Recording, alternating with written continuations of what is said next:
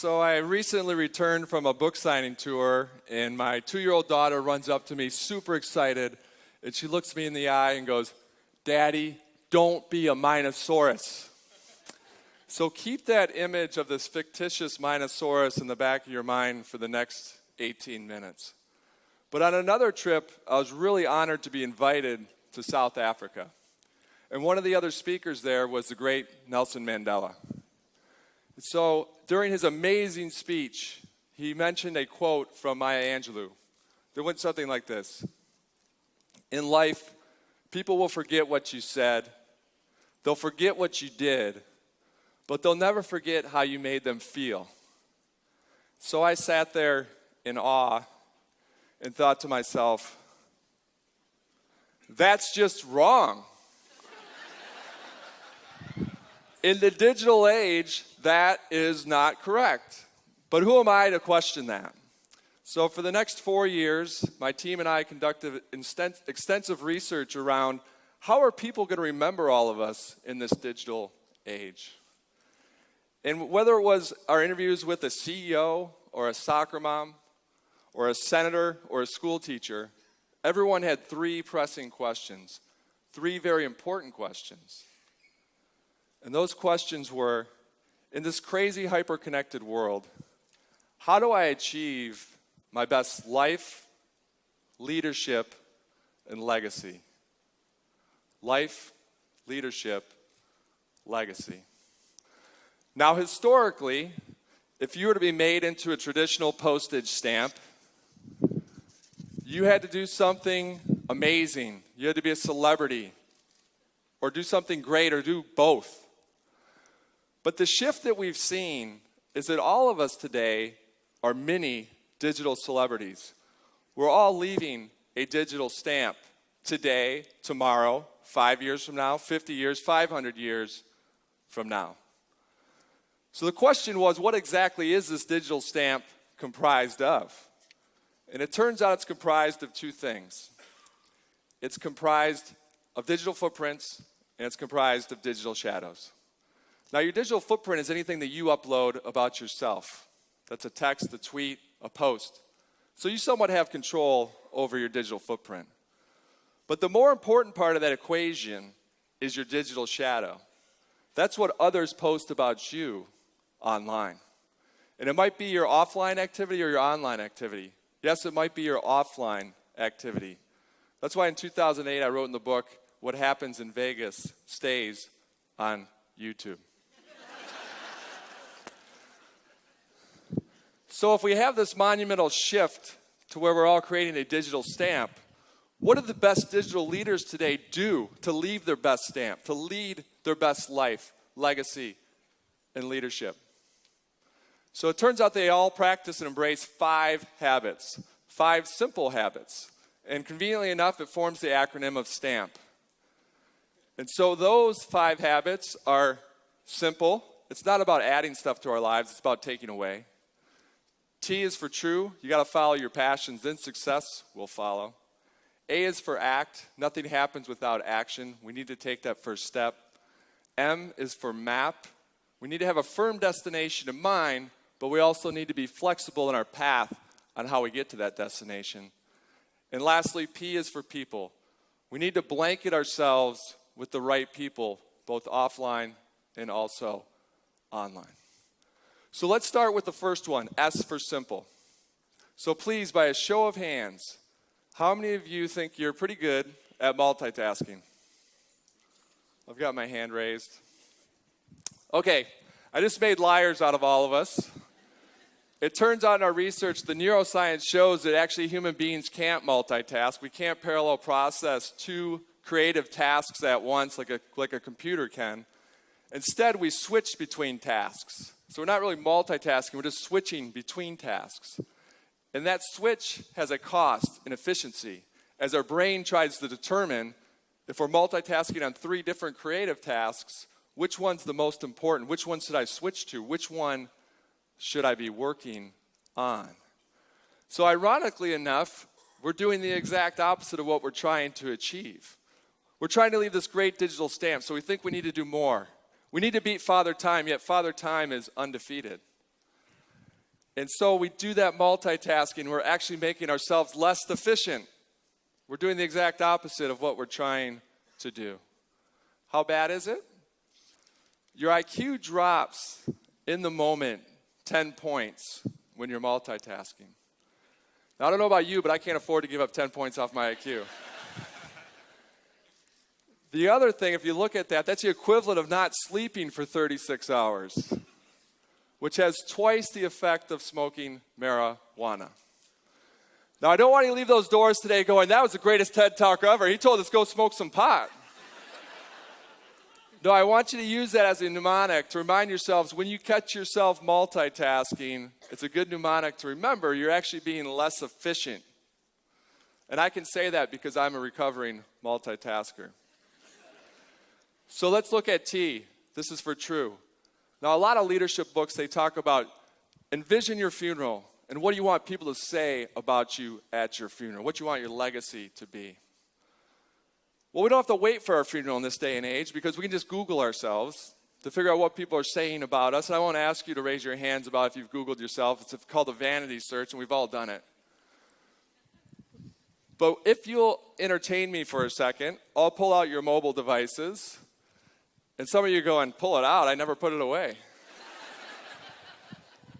But if you can, for the next 30 seconds, I want you to write out what you want your digital stamp to be. What do you want people to find on Google this afternoon, tomorrow, 5 years, 50 years, 500 years from now? What's the mark on this world that you want to leave starting today?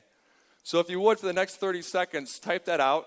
You can send it to me, so that's out there in the public domain. I'm Equal Man across the board. And so Equal Man at Twitter, Equal Man Gmail, Yahoo. Or if you're not, as you can see, I'm not wearing tights or a cape, but I do have a $10 t-shirt. But if you can, send it to your mom, your dad, whatever you're comfortable with. But just take the next 30 seconds. I'm going to be quiet because I just told you you can't multitask.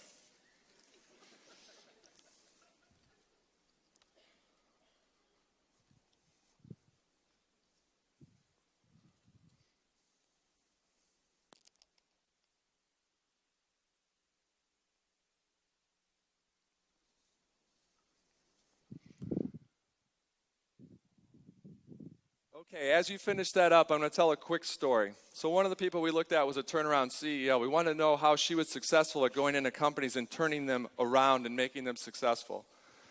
And she looked at us after we questioned her and badgered her for about 30 minutes and said, what I'm going to tell you is so simple, it's laughable. What I do is I go into the company and I ask them I want a list of your 60 best customers and your 60 best clients. And then I go visit those customers and clients face to face and ask them two very simple questions. I ask them, what do you buy from us and why do you buy from us? A trend emerges, I go back to the office, and I hyper-focus all of our activity around that what and the why. So what I want you to do with the digital stamp that you wrote out, or we can call this your digital compass, is I want you for the next 10 days to act like that turnaround CEO and ask yourself, what do I do that makes me happy? And why does it make me happy? And then I want you to adjust that 140 character or less digital stamp or digital compass so that you have that. Once you have that, that's something you can reference whenever you're faced with a tough decision. It'll make that decision much easier. It's setting the path on where you want to wind up. What do you want your stamp in life to be? All right, so now let's move on to A for act. Nothing happens without action. So what I want to talk about is we need to start focusing on output and not focus on the throughput. So how many of you woke up this morning and within 10 minutes were interacting with your mobile device? Okay. Anyone that doesn't have their hand up's lying. Or their battery was dead or they dropped their phone in the water or something. But what we started to do is we started engaging in throughput. What throughput looks like is that we answer texts and tweets and emails all day. And we're exhausted. We work super hard. At the end of the day, we worked hard and we're exhausted.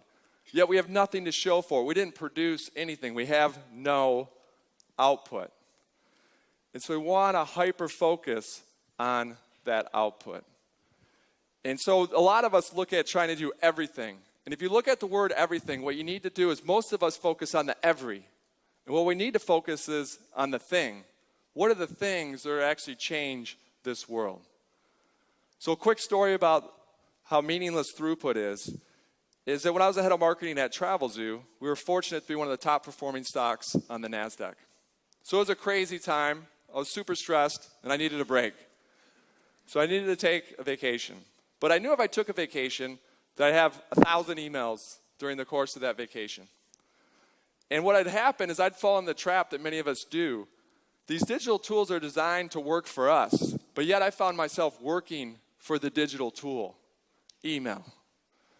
And so I wanted to flip the script.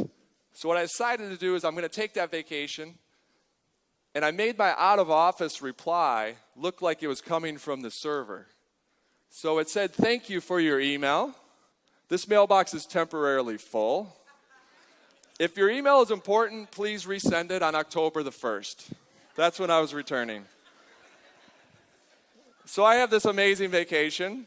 I come back. Sure enough, I have 1,247 emails in my inbox. And I hit Control, Alternate, Delete. There we go. Deleted all the emails. So then I sweated it out for 2 or 3 days, waiting for the world to end. But we know the story. The world did not end. 8 people thought it was important enough to resend me the email. That is how little throughput matters. So say yes to output, no to throughput. Output, write that screenplay. Design that fashion line. Start that nonprofit. The easiest way to do that is tomorrow morning, wake up, write down 2 things of output that you're going to get done before you do anything else, before you touch your device. Now, let's look at M for map. We need to have a firm destination in mind, but we need to be flexible in our path and how we get there. So all of us are going to be pioneers. We're going to be digital pioneers. And as pioneers, we need to understand that we're going to get pushback. And instead of getting frustrated, embrace that as a signal that I'm pioneering. That's why they're pushing back. I'm doing something that they've never seen before. Digital pioneers don't use old maps to get to new destinations. So understand as a pioneer, you're going to get that pushback. And you need to embrace that pushback. And the great example, the most flexible story that's well known is Steve Jobs' story. So he had a firm destination. He wanted to put a dent in the universe. He wanted to create a company that changed people's lives. And when he did that, at the age of 30, the Apple board forced him out of the company that he started. And he went on to start Next Computers and also become the CEO of Pixar. And so when he returned to Apple, he was a better leader. And at the time of his passing, Apple had the largest market cap in the world of any company. So he was flexible in his path on how he got there, but he's firm in his destination. And we need to understand those hurdles are there for a reason. They're to keep everybody else out. They're not to keep us out. And there's a great term I heard the other day. So in this digital world, we're not going to get it right the first time. So we need to fail fast. We need to fail forward. We need to fail better. So I heard a great term. It's all about being flawsome. So it's through our flaws that we can actually showcase how awesome we are. And so it's taking that proverbial digital lemonade, digital lemons, and making that digital lemonade. So now we're on the last piece, the most important one. P is for people.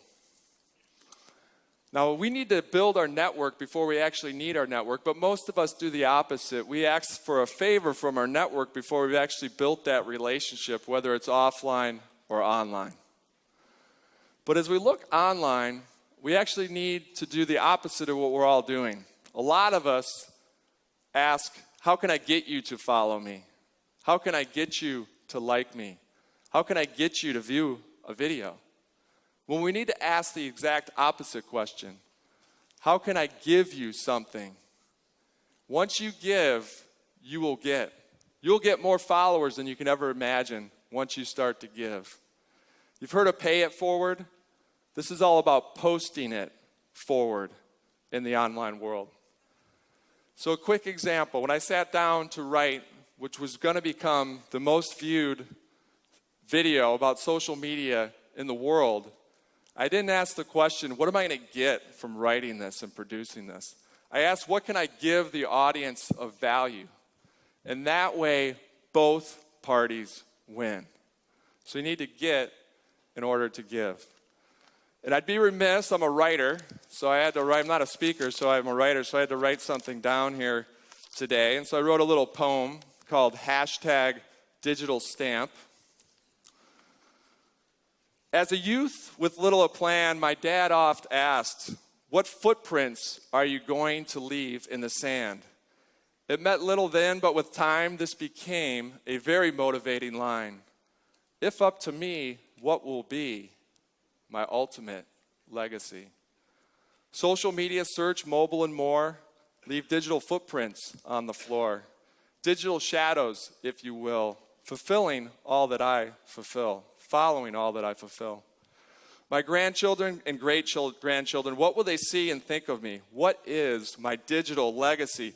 Will they see that I pursued my dream or that I settled for something in between? Digital footprints remain for all time, so I can't commit the ultimate crime. What is that crime, you say? It is, of course, not seizing the day. My legacy, you see, is truly up to me. Life is not a race. Above all, it's about making the world a better place. That's my view, but now I hand the ball off to you. So my question to you is, what is going to be your digital stamp today?